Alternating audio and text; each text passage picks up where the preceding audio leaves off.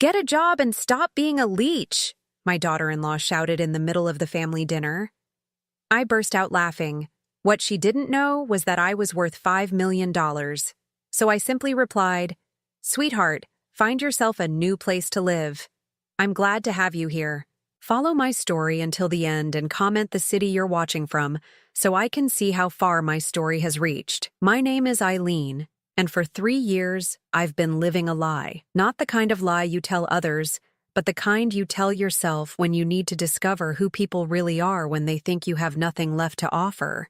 The dinner invitation came on a Tuesday morning.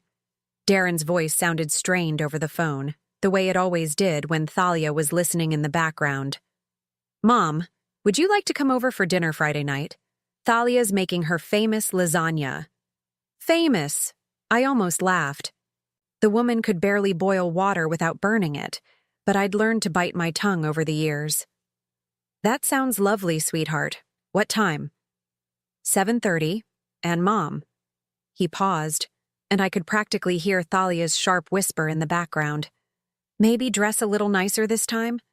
You know how Thalia likes things to look. Presentable, presentable." I stared at my reflection in the hallway mirror after hanging up, gray hair pulled back in a simple bun, no makeup, wearing the same faded cardigan I'd worn to their house a dozen times before. For 3 years, this had been my uniform. The grieving widow, struggling to make ends meet in her small apartment, dependent on her son's occasional generosity. Friday evening arrived with the kind of October chill that cuts right through you. I walked the 6 blocks to their house, the same route I'd taken countless times since Harold passed. The house looked exactly as it had when I'd bought it for them as a wedding gift 7 years ago. Not that they knew that, of course. Darren opened the door with that forced smile he'd perfected. "Hi, Mom. Come in, come in." He gave me a quick hug, the kind that felt obligatory rather than genuine. At 34, my son had grown into a man I barely recognized sometimes. Still handsome, still my boy, but there was something hollow in his eyes that hadn't been there before his marriage. "Eileen." Thalia's voice cut through the warm air like a blade. She appeared in the doorway to the dining room, her platinum blonde hair perfectly styled, wearing a dress that probably cost more than most people's monthly rent. At 29, she had the kind of aggressive beauty that demanded attention and respect, even when she'd done nothing to earn either. "Hello, Thalia. Thank you for having me." She looked me up and down with barely concealed disgust. "Of course, family dinner and all that." The dining room was set with their best china, the kind reserved for guests who mattered. I noticed immediately that while Darren and Thalia had matching place settings, mine was different. Older plates, a mismatched glass, a fork with a slight bend in one of the tines. Small details that spoke volumes about how I was viewed in this house. "Mom, sit here." Darren gestured to the chair at the far end of the table, the one that put me furthest from both of them. I took my seat without comment, folding my hands in my lap as Thalia served the lasagna with theatrical flourishes. "I hope you like it," she said, though her tone suggested she couldn't care less whether I did or not. "It's an old family recipe, my grandmother's." I took a bite. It was mediocre at best, over-salted and undercooked in places. "It's delicious," I said anyway. The conversation limped along for the first 20 minutes. Darren talked about his job at the marketing firm, careful to avoid mentioning the promotion he'd been passed over for again. Thalia dominated most of the discussion, talking about her yoga classes, her shopping trips, her plans to redecorate the living room. "We're thinking of getting new furniture," she announced, cutting her lasagna into precise little squares. "Something more modern. The stuff we have now is so outdated." I remembered picking out that furniture with them when they'd first moved in. Thalia had loved it then, gushed about how perfect it was, but that was before she'd decided that everything in her life, including her husband's mother, needed an upgrade. "That sounds expensive," I said mildly. Thalia's eyes flashed. "Well, some people prioritize making their homes beautiful. Some people understand that you have to invest in quality." The barb was clear. I was neither beautiful nor quality, and certainly not worth investing in. I took another bite of the terrible lasagna and said nothing. "Actually, Mom," Darren began, and I could hear the reluctance in his voice. "We wanted to talk to you about something." I set down my fork and waited. Thalia leaned forward, her expression shifting into what she probably thought was concern. Eileen, we've been worried about you, living alone in that tiny apartment, struggling to make ends meet. It's been 3 years since Harold passed, and you're still not getting back on your feet. I'm managing fine, I said quietly. Are you, though? Thalia's voice took on that patronizing tone she used when she wanted to sound reasonable while delivering a blow. You can barely afford your rent. You shop at thrift stores. You don't even have a car anymore. All true, from their perspective. What they didn't know was that every choice had been deliberate. The small apartment was paid in cash. The thrift store clothes were a costume. The lack of a car was because I preferred to walk, not because I couldn't afford one. I get by, I said. Getting by isn't living, Mom, Darren said. And for a moment, I heard genuine concern in his voice. It gave me hope that somewhere underneath Thalia's influence, my real son still existed. But then Thalia took over again. The thing is, Eileen, we can't keep helping you forever. Darren works hard for his money, and we have our own future to think about. We want to start a family soon, and we need to be practical. I looked at my son, waiting for him to contradict her, to remind her that their help consisted of occasional dinners and birthday cards. He said nothing. Thalia continued, emboldened by his silence. What we're trying to say is, maybe it's time you thought about getting a job. You're only 64. Lots of people your age work. Walmart is always hiring greeters. The suggestion hung in the air like smoke. Walmart greeter. After running a successful business for 20 years alongside Harold, after building the fortune that could buy and sell their entire neighborhood, she wanted me to stand at Walmart saying hello to strangers for minimum wage. A job, I repeated slowly. Yes. Thalia's eyes lit up like she'd just solved world hunger. Something to give you purpose, you know? Independence. Self-respect. Self-respect. The irony was so thick I could taste it. I've been thinking about your situation a lot lately, Thalia went on, clearly pleased with herself. And I realized what the problem is. You've gotten too comfortable being dependent on others. On Darren. It's not healthy for any of us. I felt something cold settle in my chest. Not anger exactly. Something calmer and far more dangerous. Is that what you think I am? I asked. Dependent? Well, Thalia glanced at Darren, seeking backup. I mean, let's be honest here. You rely on us for everything. Every time there's a bill you can't pay, every time something breaks in your apartment, who do you call? The answer was no one. I hadn't asked them for a dime since Harold's funeral. But apparently, in Thalia's mind, my very existence was a burden. I see, I said softly. Don't take it personally, Thalia continued, warming to her theme. It's just that Darren and I are trying to build something here. We're young, we're ambitious, and we can't be constantly worried about supporting someone who won't even try to support herself. Won't even try. The words echoed in my mind as I looked at this woman who'd never worked a day in her life, who spent her husband's paycheck on designer handbags and spa treatments, who lived in a house she didn't know I owned while lecturing me about self-sufficiency. Thalia, I said, my voice barely above a whisper. Yes? I looked directly into her eyes, and for the first time in 3 years, I let her see something real, something that made her lean back slightly in her chair. You have no idea what's coming for you. The silence that followed was deafening. Darren shifted uncomfortably in his seat. Thalia's mouth opened and closed like a fish gasping for air.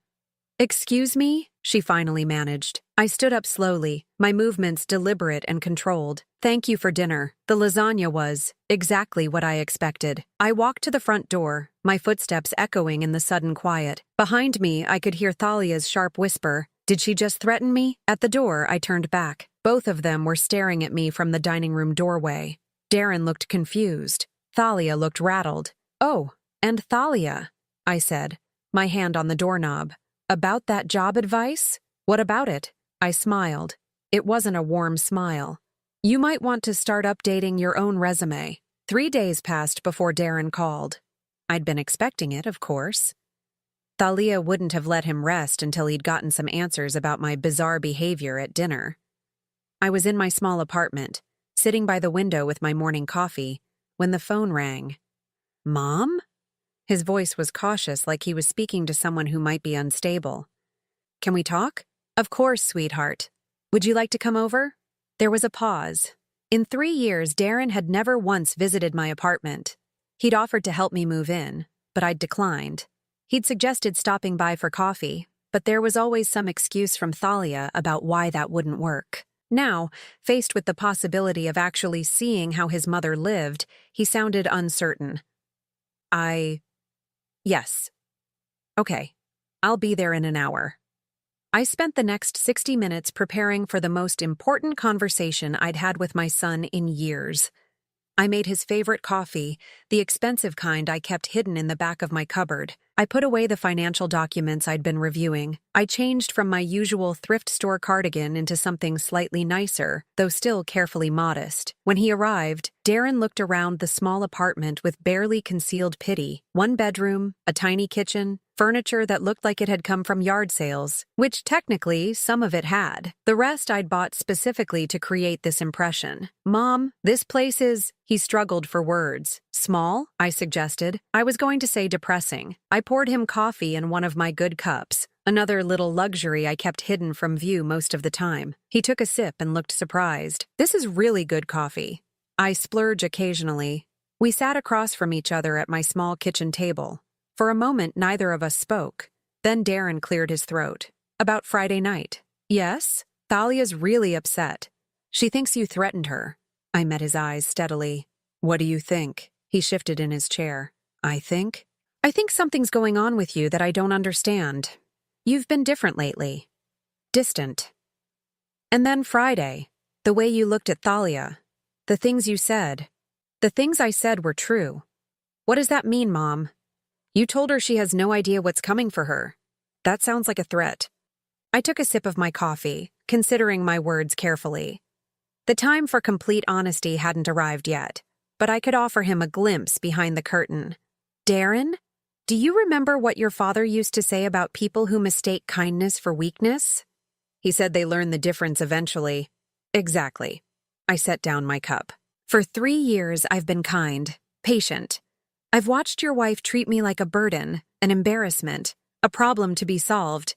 I've listened to her suggestions about how I should live my life, what I should do with my time, how I should dress, what I should eat. Darren looked uncomfortable. She's just trying to help. Is she? Or is she trying to make me disappear in the most socially acceptable way possible? Mom, that's not... Let me ask you something. I leaned forward. When was the last time Thalia asked me how I was doing? Not how I was managing financially, not whether I needed help with bills, but how I was actually doing as a person. He opened his mouth, then closed it. When was the last time she asked about my interests, my hobbies, my friends? When was the last time she treated me like a human being instead of an inconvenience? Darren stared into his coffee cup. She's not. She doesn't mean to be cold. Doesn't she? The silence stretched between us. Finally, Darren looked up. So what are you saying? That you're going to cut us out of your life? I'm saying that some people are about to learn that actions have consequences. That still sounds like a threat. I stood up and walked to the small bookshelf in my living room. Hidden behind a row of paperback novels was a manila folder. I pulled it out and returned to the table. Darren, I said, opening the folder. There's something I need to tell you about your mother. Inside the folder were bank statements, investment portfolios, property deeds, documents I'd kept hidden for 3 years, waiting for the right moment. His eyes widened as he began to process what he was seeing. Mom, what is this? This is who I really am.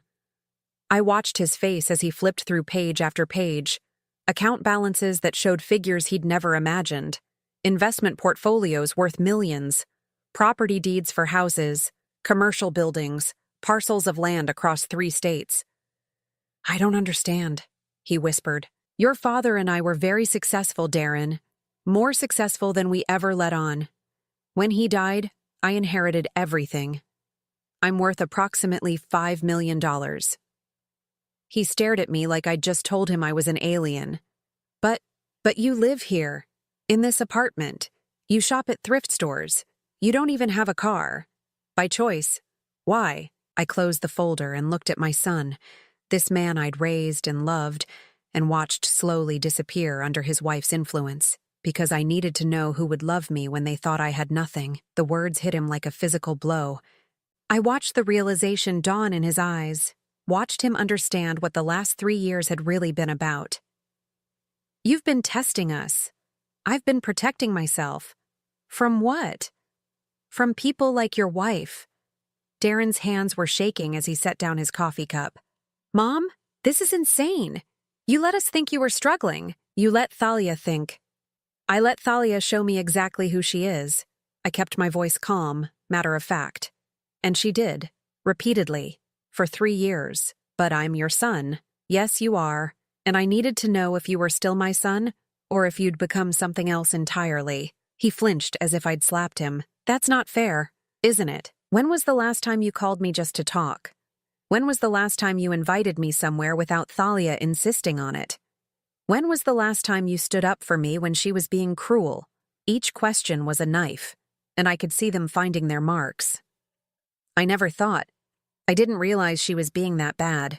Or you chose not to see it because it was easier. We sat in silence for a long moment. Finally, Darren spoke, his voice barely audible. What happens now? I leaned back in my chair, studying his face. My son, who'd inherited his father's dark eyes and gentle nature, at least until he'd met Thalia. My son, who used to bring me wildflowers when he was 5 and told me I was the prettiest mommy in the world. My son, who'd grown into a man who let his wife humiliate his mother without consequence. Now, I said softly, we find out if it's too late for you to remember who you used to be. And Thalia? I smiled, and I knew it wasn't a kind expression. Thalia is about to discover that some people aren't as helpless as they appear. Mom, what are you planning? Justice, I said simply. Long overdue justice. Darren stood up abruptly, pacing to the window. This is crazy! You can't just, what, punish her for 3 years of marriage problems? 3 years of calculated cruelty, I corrected. 3 years of treating me like dirt while living off your income, which comes from a job you only have because of the connections your father and I built over 20 years. That stopped him cold. What? Did you think that marketing position just fell into your lap? Your father called in favors to get you that interview. We've been pulling strings behind the scenes your entire adult life. His face went pale. How much of my life has been a lie? None of it was a lie, sweetheart, but some of it was. Protected. I stood and walked to him, placing a gentle hand on his arm. I love you, Darren. I've loved you since before you were born. But love doesn't mean accepting abuse, not even from family. He turned to face me, and for a moment, I saw the little boy he used to be. What do I do? That's up to you. But I want you to think about something. What? In 3 years of marriage, has Thalia ever once encouraged you to spend time with me? Has she ever suggested that maybe, just maybe, I might have value beyond what I could provide financially? He opened his mouth to answer, then closed it. That's what I thought. I squeezed his arm gently. Some storms are coming, sweetheart. When they hit, you'll have to decide which side of them you want to be on. Is that a threat? It's a promise, I said. And unlike some people in your life, I always keep my promises. I gave them a week to process what I'd told Darren. A week for him to go home, look at his wife with new eyes, and decide what kind of man he wanted to be. A week for Thalia to wonder what exactly I'd meant by my parting words at their dinner table. The call came on a Wednesday morning. Thalia's voice, sharp and demanding, cut through the peaceful quiet of my apartment. Eileen, we need to talk, right now. Good morning to you too, Thalia. Don't play games with me. Darren told me about your little revelation about the money. I smiled, settling into my favorite chair with my coffee. Did he? Yes, he did. And I want to know what kind of sick game you've been playing. What kind of game do you think I've been playing? Her voice rose an octave. You let us think you were poor. You sat there and let me worry about you. Let me try to help you. And all this time you were secretly rich. Let her worry about me. Let her try to help. The revisionist history was breathtaking, even for Thalia. I see. And how exactly did you help me, dear? We invited you to dinner. We included you in family events. You mean the dinners where you served me on mismatched plates and lectured me about getting a job at Walmart? Silence. Then, you're coming over. Tonight. We're settling this. Am I? Yes. 7 o'clock. And Eileen? You owe us an explanation. The line went dead. I set the phone down and finished my coffee, thinking about the conversation that lay ahead. Then I walked to my bedroom closet and pushed aside the thrift store cardigans and discount dresses. In the back, wrapped in protective garment bags, hung the clothes I used to wear, the clothes that reflected who I really was. I selected a black dress, elegant but not flashy, real jewelry, not costume pieces, shoes that cost more than Thalia spent on groceries in a month. When I looked in the mirror, I saw a woman who could buy and sell everything Thalia had ever owned without checking her bank balance. It was time to stop hiding. I arrived at their house at exactly 7 o'clock, the same house I'd purchased for them 7 years ago, though they'd never known it. The same house whose mortgage I'd been quietly paying through a property management company, letting them believe Darren's salary covered it. Darren answered the door, and his eyes widened when he saw me. "Mom, you look different. Like yourself," he said quietly. "Like you used to look when Dad was alive." Thalia appeared behind him, and her expression was pure venom. She'd dressed for battle, too, in a designer outfit that probably cost more than most people's monthly salary. But next to the quiet confidence of real wealth, her attempts at intimidation looked like a child playing dress-up. "Well, well," she said, looking me up and down. "The poor widow has quite the wardrobe hidden away. Among other things," I replied mildly. We moved to the living room, the same room I'd helped them furnish when they'd first moved in. I took a seat on the sofa I'd helped them pick out, in the house I'd bought, surrounded by the life I'd made possible for them. "Okay," Thalia said, positioning herself like a prosecutor about to deliver closing arguments. "Let's hear it. The whole truth. What would you like to know? Everything. How much money do you have? Why did you lie to us? What kind of person pretends to be poor for 3 years?" I folded my hands in my lap and looked at her calmly. The kind of person who wants to know who her real friends are. "Friends?" Thalia's laugh was sharp and brittle. "I'm your daughter-in-law, not your friend. Family doesn't lie to family, doesn't it? Then perhaps you'd like to explain why you told the neighbors I was becoming senile and that you were worried about my mental health?" Thalia's face went pale. Darren turned to stare at her. "I never said that. You told Mrs. Henderson that I was showing signs of dementia. You suggested to the mailman that I might need to be placed in a care facility soon. You've been building a narrative about my declining mental state for months. That's not. Not what? Not true? Or not something you expected me to find out about?" Darren's voice was barely a whisper. "Thalia? Is that true?"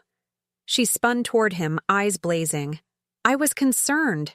She was acting strange, saying weird things, dressing like a bag lady. I thought she might be losing it.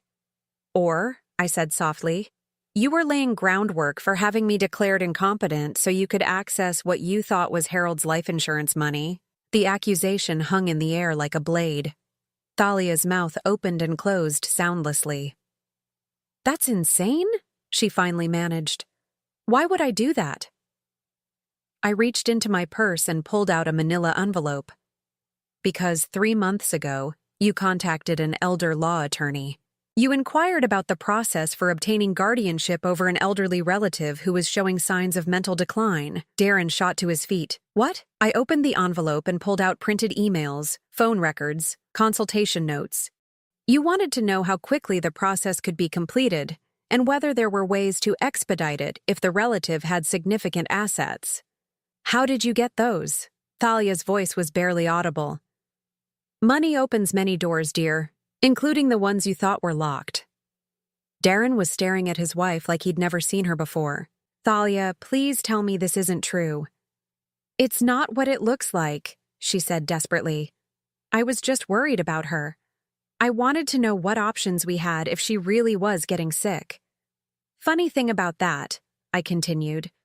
"The attorney's notes indicate you were particularly interested in whether guardianship would give you access to bank accounts and investment portfolios. You specifically asked about liquidating assets for the patient's own good." The color drained from Thalia's face completely.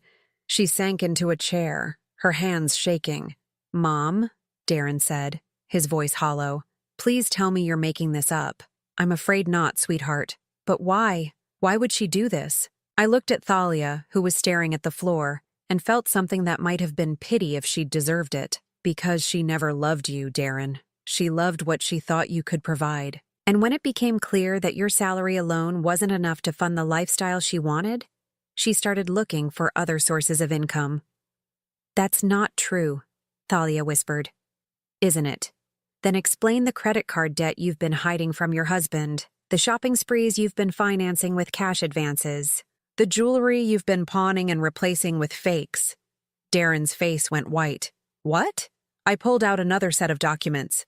Your wife has been living beyond your means for 2 years. She owes $43,000 on cards you don't know about. Thalia, is this true? She finally looked up and her face was streaked with tears. But they weren't tears of remorse. They were tears of rage. You bitch, she hissed at me.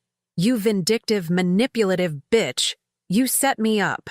I didn't set you up, dear. I simply stopped protecting you from the consequences of your own choices. She stood up, swaying slightly. You think you're so smart, don't you? You think you've won? Won what? You wanted to destroy my marriage, and you did it. Congratulations. I stood as well, and suddenly the small apartment version of me was gone completely. In her place stood the woman who'd built a business empire alongside her husband, who'd made million-dollar decisions without blinking, who'd never backed down from a fight in her life. I didn't destroy your marriage, Thalia. You did. The moment you decided that my son was just a stepping stone to something better. I love Darren. You love what Darren represents. Security, status, a meal ticket. But you've never loved him. How dare you? How dare I what? Tell the truth? Reveal what you really are?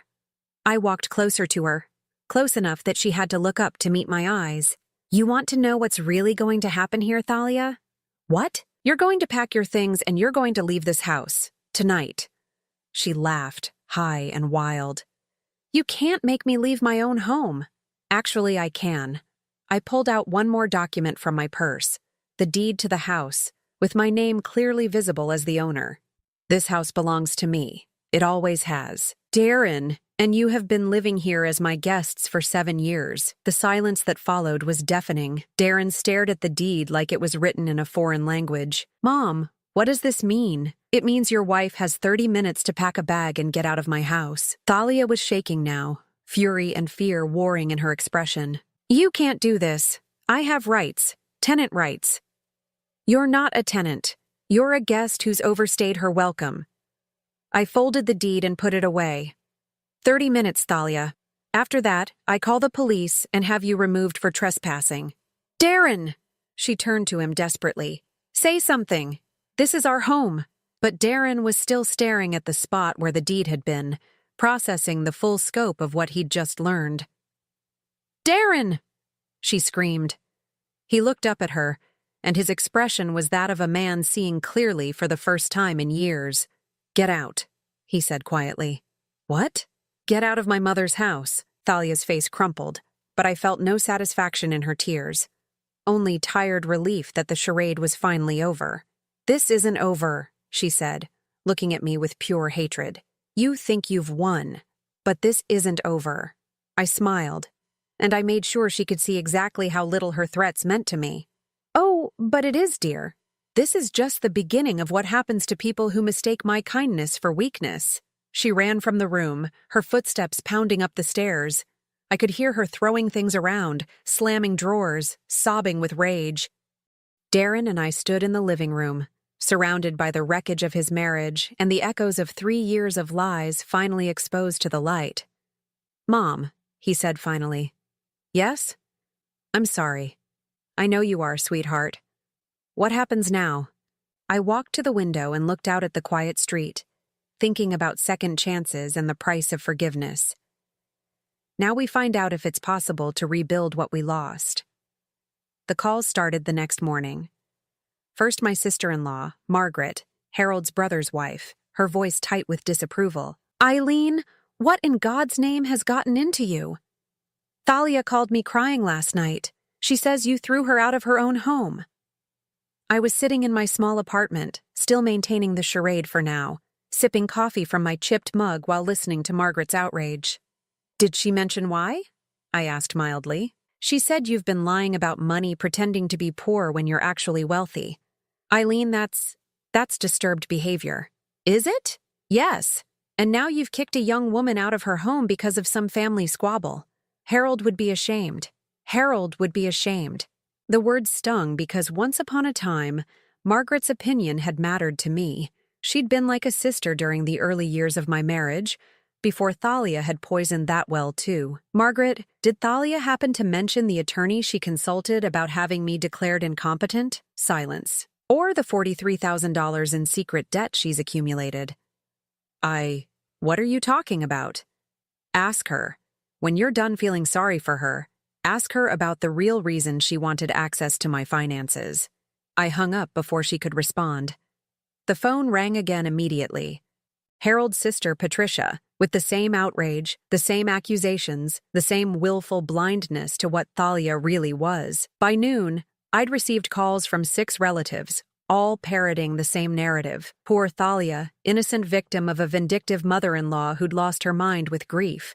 I listened to each one, made mental notes about who had called, and said very little in my own defense. Let them show themselves. Let them reveal how quickly they'd turn on family when presented with a sob story from a manipulative stranger. The most disturbing call came from my nephew David, Margaret's son, whom I'd helped put through college just 5 years earlier. Aunt Eileen, he said, his voice careful and professional. I've been talking to some people about your situation. My situation? Your behavior lately.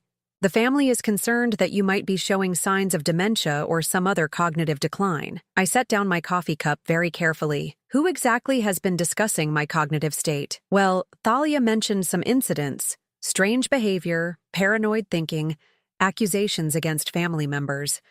And now this business with throwing her out. David, let me ask you something. Do you remember who paid for your final year at Northwestern?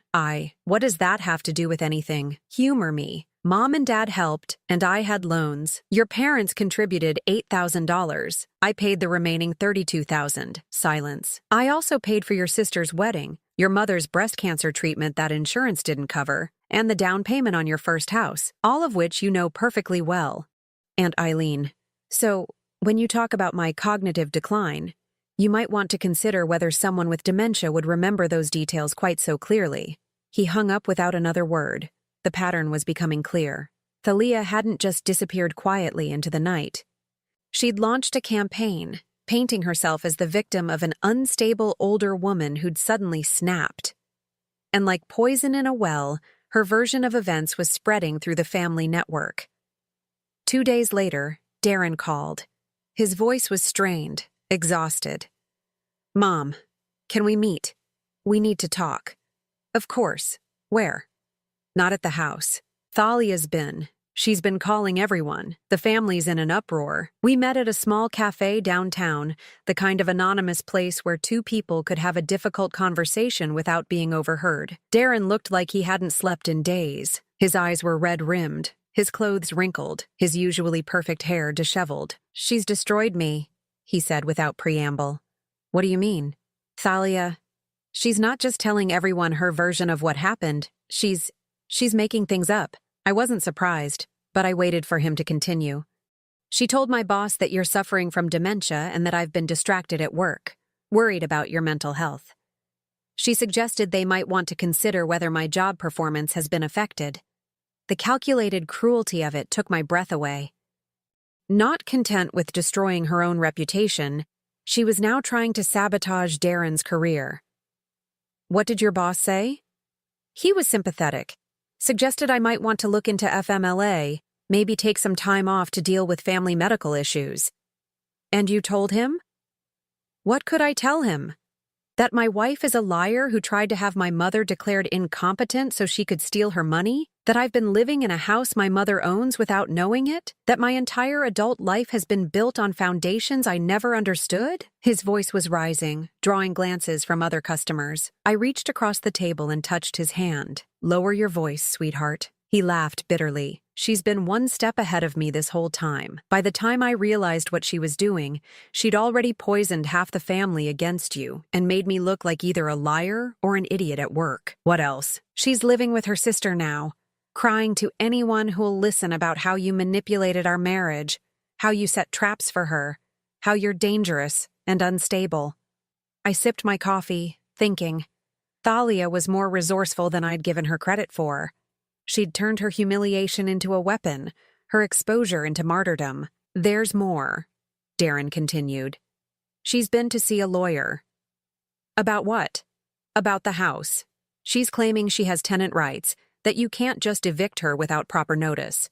She's also claiming you coerced her into leaving under duress. And what did the lawyer tell her? That she doesn't have a case. But here's the thing, Mom. She's not trying to win. She's trying to make our lives hell. I nodded. It was exactly what I'd expected from someone like Thalia once she realized she'd lost everything. Show me, I said. What? Show me what she's been telling people. I want to see exactly what we're dealing with. Darren pulled out his phone and opened his social media. The posts were masterfully crafted, each one designed to elicit maximum sympathy while maintaining plausible deniability. Going through a difficult time with family. Sometimes the people you trust most are the ones who hurt you deepest. Prayers appreciated. Learning hard truths about manipulation and psychological abuse. Grateful for friends who see through the lies.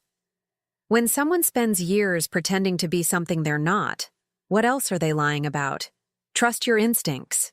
Each post had dozens of comments expressing support, outrage on her behalf, condemnation of unnamed family members who'd obviously wronged this poor young woman. She's good, I admitted. She's evil. No, she's desperate, and desperate people make mistakes. What kind of mistakes? I handed him back his phone and leaned forward. The kind that reveal more than they intended. I don't understand. Look at the pattern, Darren. What's the one thing missing from all her posts? He scrolled through them again, frowning. I don't see it. She never once mentions loving you. Not once. She talks about being betrayed, being manipulated, being lied to, but she never says she's heartbroken about losing her marriage. She never says she misses her husband. The realization hit him like a physical blow. Because she doesn't. Not because she never did. This isn't grief, sweetheart. This is rage at being caught. We sat in silence for a moment, processing the depth of Thalia's deception and the scope of the damage she was trying to inflict. What do we do? Darren asked finally. I smiled, and I made sure he could see that whatever sympathy I might have felt for his wife had evaporated completely. We let her keep digging. What? Right now, Thalia thinks she's winning. She thinks she's successfully painted herself as the victim and us as the villains. She's feeling confident, maybe even triumphant. And that helps us how? Because confident people get careless. They overreach. They make the kind of mistakes that reveal who they really are. You think she'll slip up? I don't think it, sweetheart. I know it, because I've been watching her for 3 years, and I know exactly what kind of person she is. I reached into my purse and pulled out another manila envelope, this one thicker than the others. What's that? Insurance. What kind of insurance? The kind that proves everything I've been telling you about your wife's true nature. Darren's eyes widened. What do you mean? I mean that while Thalia was busy planning my downfall, I was busy documenting hers. Every financial indiscretion, every lie she told, every manipulation she attempted. It's all here. Why haven't you used it? Because I wanted to give her enough rope to hang herself. And judging by her behavior over the last few days, I'd say she's about to tie the noose. Mom, what are you planning? I stood up, gathering my things with the careful precision of someone who'd been planning this moment for a very long time. Justice, sweetheart. Pure, simple justice. And what does that look like? I looked at my son, this man I'd raised and loved and watched nearly lose himself to a woman who'd never deserved him. It looks like the truth. All of it. Every ugly, manipulative, calculating piece of it. When? Soon, I said. Very soon. Because if there's one thing I've learned about people like Thalia, it's that they can't resist trying to land one final blow. And when she does, we'll be ready. I didn't have to wait long for Thalia to make her fatal mistake. It came exactly 1 week after our conversation at the cafe, in the form of a phone call that would expose everything she really was. The call came to my apartment at 2:30 in the afternoon. I was reviewing some investment portfolios when the phone rang, the caller ID showing a number I didn't recognize. Mrs. Holloway, this is Detective Sarah Martinez with the Sacramento Police Department. My blood went cold. Yes? Ma'am, I need to ask you some questions about a report that's been filed against you. Allegations of elder abuse and financial exploitation. I set down my papers very carefully. I'm sorry, what? A young woman named Thalia Holloway has filed a complaint alleging that you've been the victim of financial abuse by family members, and that those same family members are now retaliating against her for trying to help you. The audacity was breathtaking. Even for Thalia, this crossed a line I hadn't expected her to cross. Detective Martinez, I think there's been some confusion. Ma'am, could you come down to the station? We'd like to get your side of the story. Of course. I'll be there within the hour. I hung up and immediately called my attorney, Jonathan Reeves, a man who'd been handling my legal affairs since Harold's death. Jonathan, I need you to meet me at the Sacramento Police Department immediately. What's happened? My former daughter-in-law has accused my son and me of elder abuse and financial exploitation. There was a pause. That's a serious charge, Eileen. Yes, it is, and completely fabricated. I'll be there in 30 minutes. I changed into one of my better outfits, gathered every document I thought I might need, and drove to the police station in the BMW I kept garaged across town. It was time to stop hiding who I really was. Detective Martinez was a woman in her 40s with kind eyes and a no-nonsense demeanor. She looked surprised when I walked into the interview room with Jonathan, both of us dressed like the successful professionals we were. Mrs. Holloway, I have to say, you're not quite what I expected based on the report we received. What exactly did the report say? She consulted her notes. According to Ms. Thalia Holloway, you're a vulnerable elderly woman who's been systematically financially abused by your son and his wife. She claims they've been stealing from you, controlling your access to money, and forcing you to live in substandard conditions. I looked at Jonathan, who nodded slightly. She also claims that when she tried to intervene on your behalf, your son became violent and threatening, and that you've been turned against her through manipulation and possibly psychological abuse. I see. And what evidence did she provide to support these claims? She provided photos of your apartment, which she says demonstrate the poor conditions you're forced to live in. She also provided what she claims are financial documents showing discrepancies in your accounts. Detective Martinez pulled out a folder and showed me printed photographs of my small apartment. Pictures taken through windows, showing the modest furniture, the small kitchen, the carefully maintained appearance of poverty I'd been cultivating. She also provided these, the detective continued, pulling out photocopied bank statements that showed my checking account, the one I used for daily expenses. The balance was consistently low, rarely more than a few $100s. Detective, I said calmly, may I ask when these photos were taken? She says within the last month. And she obtained them how? She says she was concerned about your welfare and wanted to document your living conditions. So she was stalking me. Detective Martinez looked uncomfortable. She characterized it as conducting welfare checks.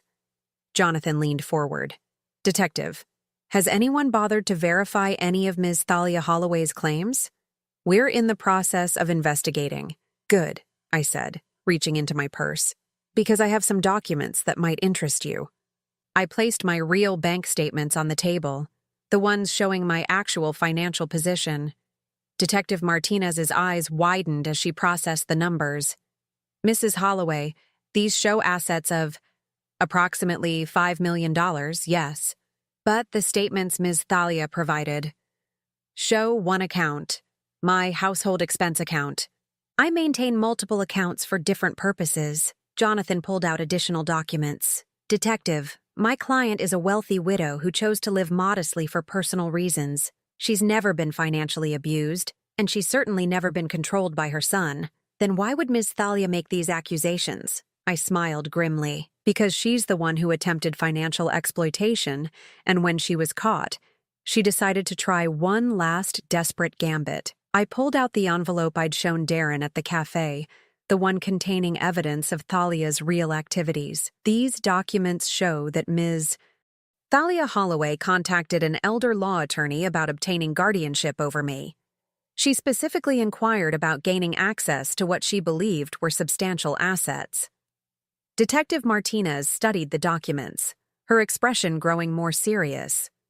She also accumulated over $40,000 in secret debt during her marriage, debt she was hiding from her husband while pressuring him to extract money from me. How did you obtain these documents? Legal investigation services. When someone is attempting to have you declared incompetent, you tend to want to know everything about their motivations and methods. I pulled out more papers. These show her online searches for information about elder abuse, conservatorship laws, and how to prove someone is mentally incompetent. All conducted in the weeks before she began spreading rumors about my mental health. The detective was quiet for a long moment, reviewing everything I'd provided. Mrs. Holloway, if what you're telling me is true, then Ms. Thalia has filed a false police report. Yes, she has. That's a serious crime. Yes, it is. Detective Martinez looked at Jonathan. What does your client want to do about this? We want Ms. Thalia prosecuted to the full extent of the law, he said without hesitation. And, I added, we want a restraining order preventing her from contacting me, my son, or any member of our family. The detective nodded slowly. I'll need to discuss this with the district attorney's office, but based on what you've shown me, it appears Ms. Thalia Holloway has committed several crimes. What happens now? I asked. Now we arrest her. 2 hours later, I was sitting in my real apartment, the luxury penthouse I'd called home for the past 3 years, when Darren called. Mom, the police just called me. They arrested Thalia. I know. You know? How do you? Mom, where are you? I went by your apartment, and it's empty. I looked around my real home, the one with floor-to-ceiling windows overlooking the city, the one filled with the antiques and artwork Harold and I had collected over 20 years of marriage. I'm at home, sweetheart. What do you mean? I mean, I'm at my real home. The apartment was just another costume. Silence. Then, Mom, I don't understand anything anymore. Come to the Meridian Towers on 5th Street, penthouse level. I'll explain everything. 30 minutes later, Darren stood in my real living room, staring at surroundings that probably cost more than most people made in a year. This is where you've been living? This is where I've always lived. Even when I was visiting you in that little apartment, I came home to this. He sank into one of my leather chairs, his head in his hands. She really tried to have you declared incompetent. Yes? And she filed a false police report. Yes? Why? Why go that far? I poured myself a glass of wine from a bottle that cost more than Thalia spent on shoes in a month. Because she's not just greedy, Darren. She's genuinely malicious. When she realized she couldn't get what she wanted through manipulation, she decided to destroy us both out of spite. What happens to her now? She'll be prosecuted for filing a false report, attempted fraud, and possibly stalking. She'll likely serve some jail time, and she'll definitely have a criminal record. He was quiet for a long time, processing everything. I feel like I don't know anything about my own life, he said finally. You know the important things. You know I love you. You know you're a good man who got caught up with a bad woman. You know you have a second chance to build something real. Do I? Do we? I looked at my son, this man I'd raised and protected, and almost lost to someone who'd never deserved him. That depends. On what? On whether you can forgive yourself for not seeing who she really was, and whether you can forgive me for the test I put you through. You were protecting yourself. I was, but I was also testing you. And that's not fair. A mother shouldn't have to test her child's love. Darren looked up at me, and for the first time in years, I saw the boy he used to be before Thalia had gotten her claws into him. Can we start over? I'd like that very much. No more tests, no more games, no more lies, no more tests, I agreed. But, sweetheart? Yeah? If you ever bring home another woman like Thalia, I'm moving to Europe and not leaving a forwarding address. For the first time in months, my son laughed. Really laughed. Deal, he said. Definitely deal. 6 months later, I was sitting on my terrace watching the sunset paint the city in shades of gold and amber when Darren called with news I'd been expecting. The divorce is final, he said, his voice lighter than it had been in years. How do you feel? Free. Terrified, but free. I smiled, understanding exactly what he meant. Freedom after prolonged captivity was always a mixture of relief and uncertainty. And Thalia, sentenced to 6 months in county jail, 3 years probation, and she has to pay restitution for the legal costs her false report generated. Good. She also has a restraining order that prevents her from contacting either of us for 2 years. Even better. There was a pause. Then Darren asked the question I'd been waiting for. Mom, can I ask you something? Of course. When did you know? When did you know she was going to try something like this? I sipped my wine, thinking back to the moment I'd first realized what Thalia truly was. The second week after your father's funeral, she came to visit me, supposedly to check on how I was doing. I remember that. She spent 5 minutes asking about my grief and 45 minutes asking about Harold's life insurance, his investments, what kind of inheritance I'd be leaving you someday. She was grieving too. Dad had been like a father to her. No, sweetheart. She was calculating. There's a difference. I could hear him processing this, probably remembering that visit with new understanding. That's when I decided to test her, to see if my suspicions were correct. And they were. Unfortunately, yes. But Darren, I want you to understand something. I didn't do all this just to prove Thalia was terrible. I did it to save you. Save me from what? From a life with someone who would have destroyed you piece by piece. She wouldn't have stopped with trying to control your mother. Eventually, she would have controlled every aspect of your life. The silence stretched between us, comfortable now in a way it hadn't been for years. I have something to tell you, too, he said finally. What's that? I've been seeing someone, my heart clenched, half with hope and half with protective fear. Tell me about her. Her name is Rebecca. She's a teacher at the elementary school near my office. We met at a coffee shop 3 months ago. And she doesn't know anything about our money. She thinks I'm just a regular guy with a regular job who lives in a house I inherited from my grandmother. I laughed despite myself. You told her you inherited my house? Well, technically that's true, isn't it? I mean, someday? Someday? Yes. What's she like? She's normal, kind.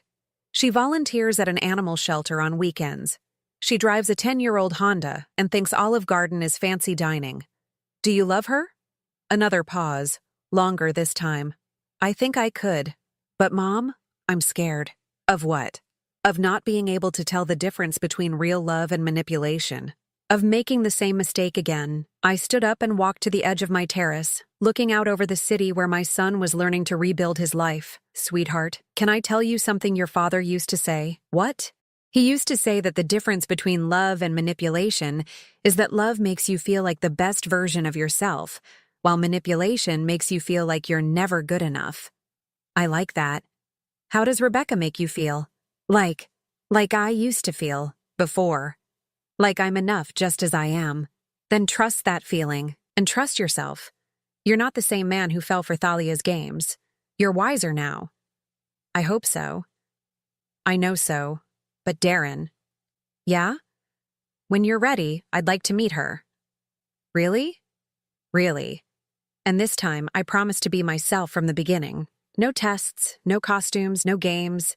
She might be intimidated by all this.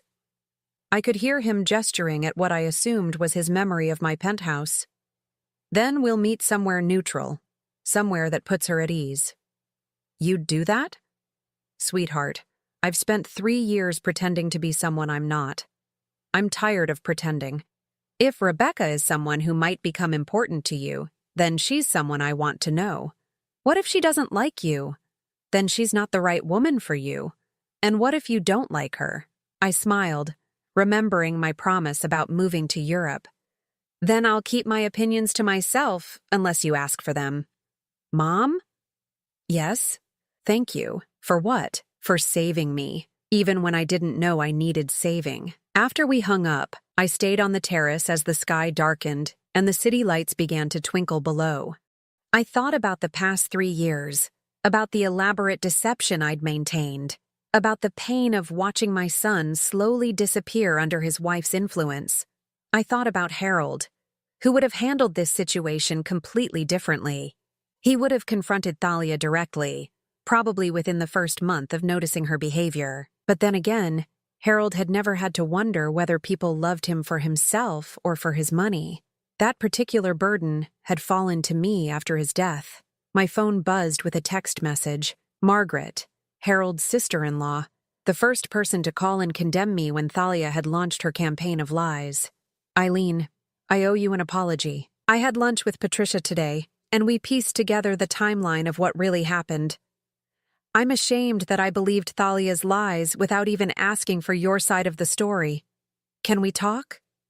I stared at the message for a long time before responding. Margaret, apology accepted. But I think we both learned something important about making judgments without all the facts.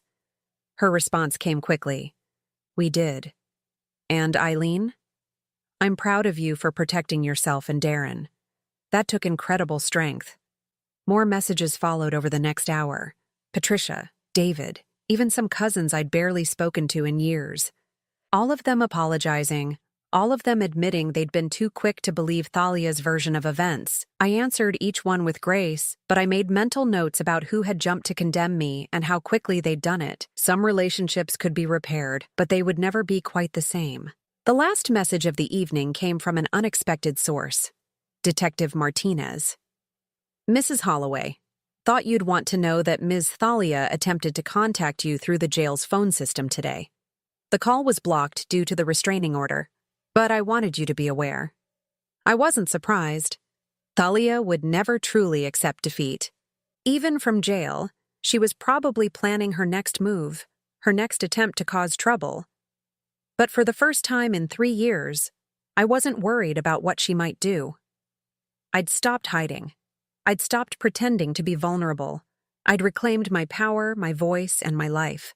I poured myself another glass of wine and settled back into my chair. Tomorrow, I would start the process of selling the house where Darren and Thalia had lived.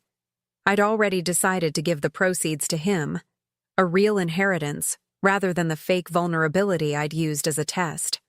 Tomorrow, I would also start planning for the future. Real plans, not elaborate deceptions. Maybe travel, maybe philanthropy, maybe just the simple pleasure of living authentically without constantly watching over my shoulder. But tonight, I was content to sit on my terrace, surrounded by the luxury I'd earned and the peace I'd fought for, knowing that my son was free to build a life with someone who might actually love him. The phone rang one more time. Darren again. Mom, I forgot to ask. What are you going to do now? With your life, I mean. I looked out over the city, thinking about all the possibilities that lay ahead. I'm going to live it, I said, openly, honestly, without apology. I'm going to be exactly who I am. And who is that? I smiled, feeling lighter than I had in years. A woman who survived a test of her own making and came out stronger on the other side. A mother who fought for her son even when he couldn't fight for himself. A widow who honored her husband's memory by protecting what they built together. I love you, Mom. I love you too, sweetheart. More than you'll ever know. After I hung up, I stayed on the terrace until the wine was gone and the city had settled into its quiet, nighttime rhythm. For 3 years, I'd lived in the shadows, testing the people I loved, protecting myself from those who would use me. Now, finally, I was ready to step back into the light. Not as the grieving widow who needed protection, not as the vulnerable elderly woman who could be taken advantage of, but as Eileen Holloway, successful businesswoman, devoted mother, and survivor of one of the most elaborate long-term deceptions I'd ever conceived. It had cost me 3 years of authentic living, several relationships I'd once valued, and more emotional energy than I cared to calculate. But it had saved my son, exposed a dangerous predator, and taught me that I was stronger than I'd ever imagined. As I finally headed inside to bed, I caught my reflection in the glass doors. Not the tired, shabby woman I'd pretended to be, but the real me. Well-dressed, confident, unashamed of my success or my choices. Tomorrow would bring new challenges, new relationships to navigate, new decisions to make. But whatever came next, I would face it as myself. And that, after 3 years of elaborate pretense, felt like the greatest victory of all. Now I'm curious about you who listened to my story. What would you do if you were in my place? Have you ever been through something similar? Comment below And meanwhile, I'm leaving on the final screen 2 other stories that are channel favorites, and they will definitely surprise you. Thank you for watching until here.